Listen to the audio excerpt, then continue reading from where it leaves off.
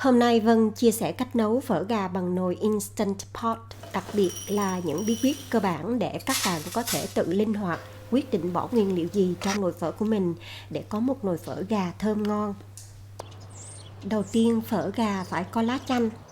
Vân cắt lá chanh trong vườn đây. Để nấu một nồi phở gà khoảng 6 đến 8 phần ăn, Vân dùng 5 lá to như thế này. Chanh này gọi là cây trúc hay chanh Thái hay chanh lá số 8 đều là nó. Lá chanh để đông lạnh cũng khá tốt vì không bị mất mùi vị. Đây là tất cả các gia vị để nấu phở. Các gia vị khô organic này đều có thể mua trên mạng Amazon và được ship về tận nhà. Bây giờ Vân sẽ đông và chia gia vị phở loại nhỏ và loại to riêng. Đây là hột ngò hay còn gọi là hạt mùi. Hột ngò làm phở có mùi thơm dịu nên Vân cho vào nhiều nhất, 1/4 cốc. Đây là tiểu hồi có mùi thơm khá đặc biệt, tựa như cam thảo đen. Vân cho vào 1 muỗng cà phê. Nó có kích cỡ cũng gần tương đương với hột ngò nên Vân cho vào chung với hột ngò. Đây là quế, Vân sẽ dùng một thanh dài thế này. Đây là thảo quả, hột này có vị hơi cay nhẹ và có mùi như thức ăn hun khói. Vân chỉ dùng 2 hạt là đủ cho một nồi phở 8 cốc. Đây là đại hồi hay còn gọi là hoa hồi.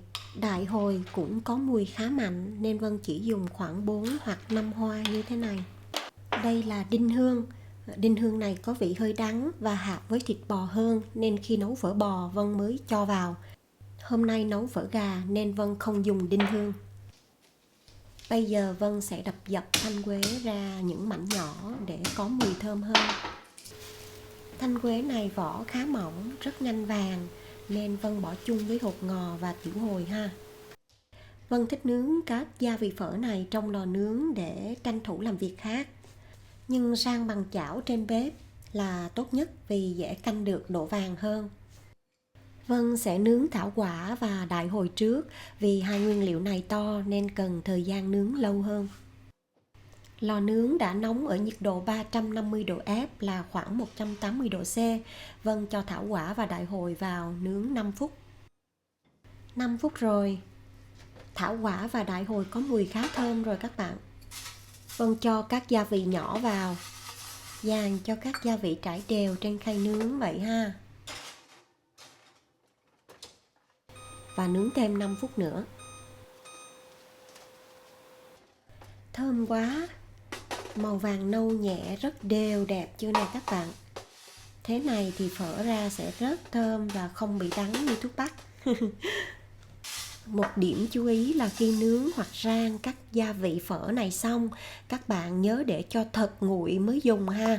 Cái này là bước sao vàng hạ hỏa để làm hạ khí nóng và độc trong các nguyên liệu này rồi mới dùng. Cách làm của các ông bà ngày xưa là để dưới đất cho nhanh, nhưng Vân chỉ cho vào cái rổ bằng đất nung này và đợi nguội hẳn rồi mới bỏ vào nồi phở. Bây giờ đến các nguyên liệu tươi cũng rất quan trọng, góp phần cho hương vị của nồi phở. Vân thích trải khay nướng với lớp giấy bạc như thế này để dễ rửa khay hơn. Hành tây cho ra nước rất ngọt và có nhiều tố chất rất tốt cho cơ thể, giúp tăng sức đề kháng, nên Vân cho hành tây khá mạnh tay. Vân dùng 3 củ to. Vân lột bỏ vỏ rồi bổ làm tư.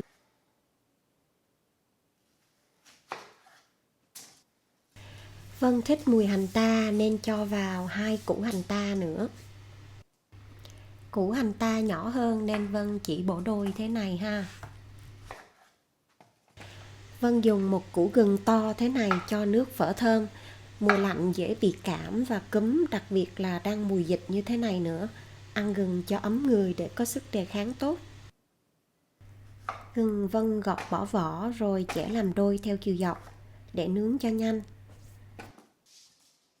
Rồi Vân cho vào lò nướng đây. Vân cho khay hành gừng này vào lò rồi mới vặn nút sang chế độ broil, tức là chỉ nướng lửa trên. Thiết định thời gian là 10 phút. Sau 10 phút nướng bằng chế độ broil ở lửa cao, hành sẽ hơi cháy như thế này trên bề mặt. Vân trở mặt dưới lên để nướng mặt dưới ha. Lúc này Vân chỉ nướng thêm 5 phút nữa là mặt trên sẽ ra vừa khéo. Vậy là Vân đã nướng 2 mặt hành gừng tổng cộng 15 phút rồi. Và đây là hành gừng được nướng sau 15 phút ở chế độ broil, lửa cao. Một số vỏ bị cháy đen. Vỏ bị cháy đen như thế này sẽ làm cho phở bị đắng nên Vân cắt bỏ phần cháy đen đi. Vân cho tất cả hành này vào trong nồi trước. Vân đã có video cách nấu phở gà nguyên con gà bằng nồi thường. Các bạn bấm vào link ở trên để xem ha. Xếp đều ở dưới đáy nồi vậy nè. Tỏi trị cúm cảm lạnh rất tốt nên Vân cho tỏi vào nồi phở gà luôn cho tốt nè. Vân sẽ đập dập sơ 4 tép tỏi này để nấu cho ra hết chất.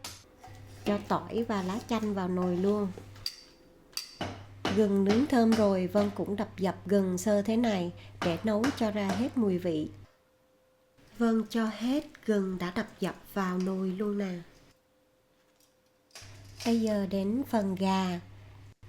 Vân dùng 2 cái ức gà còn xương và nguyên 2 cái đùi gà để nấu nồi phở 8 cúp nước. Da gà có khá nhiều mỡ nên Vân cắt bỏ bớt đi luôn. Khi mua thịt tươi được gói kỹ vệ sinh rồi, Vân chỉ dùng khăn giấy lau cho khô ráo là cho thẳng vào nồi nấu liền. Vân không trụng qua nước sôi. Vân không thích phần nội tạng này nên Vân cắt bỏ và nạo sạch sẽ như thế này ha. Thịt đã được làm sạch sẽ rồi, Vân cho vào nồi đây. Lớp hành, gừng, tỏi, lá chanh nằm bên dưới. Xếp 2 cái đùi gà và 2 cái ức gà lên trên rồi. Bây giờ Vân nêm vào 1 muỗng canh muối. Vân luôn luôn nêm muối vào ngay từ đầu như thế này để muối giúp chiết xuất hết chất ngọt trong rau củ và thịt ra, làm cho nước dùng ngọt và đậm đà. Thịt cũng được thấm tháp vừa ăn rất ngon. Vân xay tiêu ở mức thô nhất có thể để dễ lọc hơn và không làm nước dùng bị cặn. Cho vào khoảng 1/2 muỗng cà phê tiêu.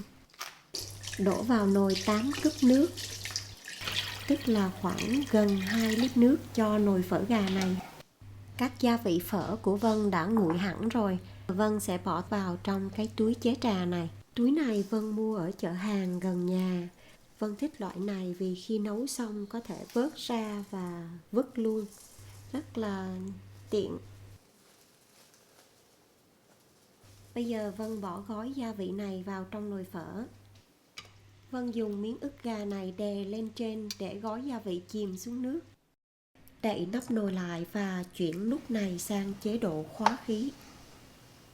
Vân bấm nút Pressure Cook ở chế độ High Pressure và nấu 0 phút.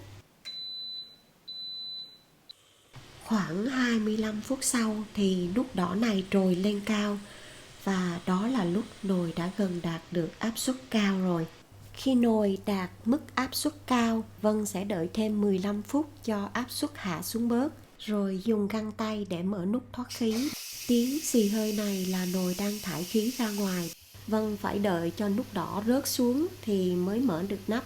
Vân thấy mở nắp sau 10-15 phút là thịt gà ra vừa ý nhất. Vì có thể lóc xương dễ dàng mà thịt vẫn còn độ dai vừa ý. Mở nắp sớm hơn 10 phút thịt không lóc được xương, còn đợi lâu hơn thì thịt ra mềm nhũn không ăn được nữa. Đó, nút đỏ rớt xuống rồi. Lúc này mở nắp an toàn rồi. Nước dùng trong chưa các bạn? Màu nước dùng cũng rất là đậm đà, chất lượng. Vân lấy thịt ra để riêng và sẽ bắt đầu đi lọc nước dùng. Vân dùng một cái rổ có lỗ mịn này để lọc lấy nước dùng. Wow, nồi phở thơm lắm các bạn ơi. Mỗi lần nấu phở xong là cả nhà Vân như được khử độc luôn. Thơm từ nhà trên lên nhà dưới. Nhà Vân không ai thích ăn da gà nên Vân bỏ da gà này đi. Vân lấy xương ra nè. Xương lóc khỏi thịt dễ dàng lắm các bạn. Xong rồi xé thịt ra vừa miệng ăn thế này ha. Để thịt nguội một tí thì xé bằng tay sẽ nhanh hơn là dùng dụng cụ như thế này.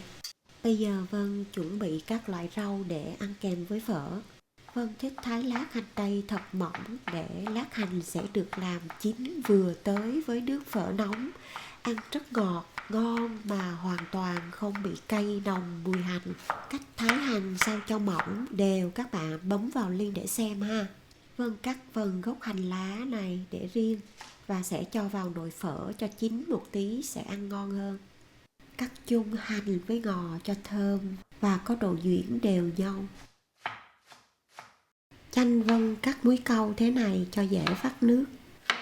Ớt sừng thái lát cho ai thích ăn cay ha. Vậy là ớt, húng quế, giá, chanh đã sẵn sàng để dọn lên bàn ăn rồi. Bây giờ Vân nấu sôi nồi nước này để trụng bánh phở. Khi nước sôi, Vân không bỏ bánh phở vào liền mà nhấc ra khỏi bếp như thế này để cho nước bớt nóng một tí. Đây là loại bánh phở tươi Vân dùng. Loại này rất nhanh mềm nên Vân trụng vào nước nóng rất nhanh. Vân chỉ đảo để cho sợi phở rời ra, xong là trút ra liền nè. Nếu không là bánh phở nở mềm, ăn không ngon nữa. Tốt nhất là trụng bánh phở cho từng tô một. Còn trụng hết một lần như vậy thì khi bánh phở còn ướt nên chia ra phần ăn ngay, nếu không bánh phở bị dính vào nhau. Gà đã được xé vừa miệng ăn, Vân xếp xung quanh bánh phở như thế này.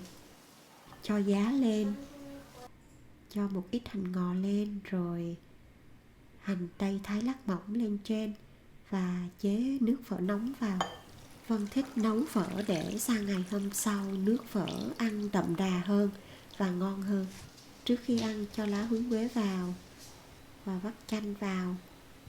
Rồi nếu thích cay thì cho thêm tương ớt sriracha và ớt sừng đã thái lát vào.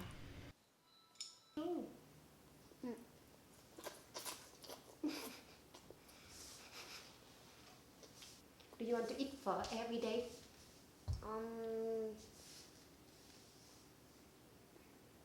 I feel like I do.